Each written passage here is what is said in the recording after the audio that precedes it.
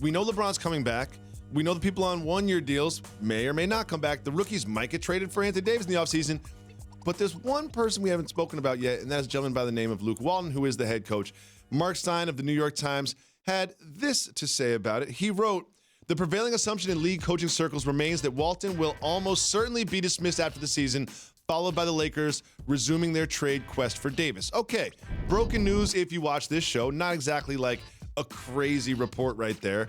But I want to ask you this question. You've mentioned many times that you think Brian Shaw will be his successor. So when you look at these names, and I'll read them to you: Brian Shaw, Tyronn Lue, Mark Jackson, Jason Kidd, Rich Paul. Who is most likely to replace Walton when he gets fired? See, that's an interesting list.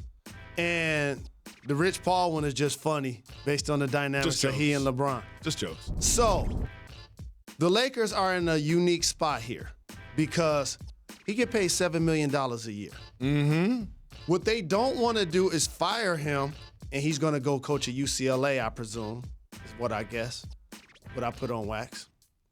They're going to be paying somebody else the same amount of money that wants to get the job. Of course. None of those people are going to want the job and say, oh, I'll do it for $2 million. This is a $10 million job. Coaching LeBron James after what happened last season, you could be walking into something that you will not be happy with. Tyronn Lue was already getting paid $5 million from the Cavs. Mm-hmm. Mark Jackson never got a chance to get his true worth with the Golden State Warriors. I would love to see him get another opportunity because, like the Warriors, the Lakers built the core of this team through the draft.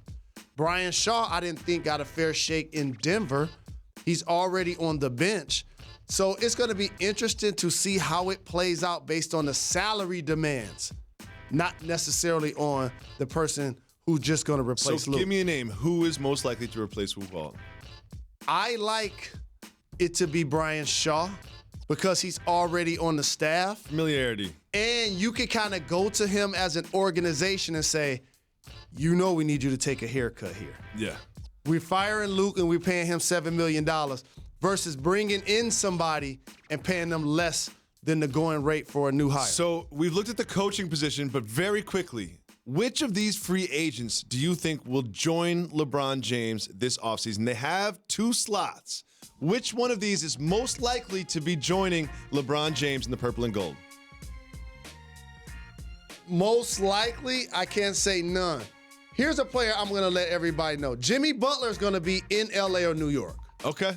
And I say that tongue-in-cheek, but I see him going to the large market team that has 2 max spots that can pay him top dollar.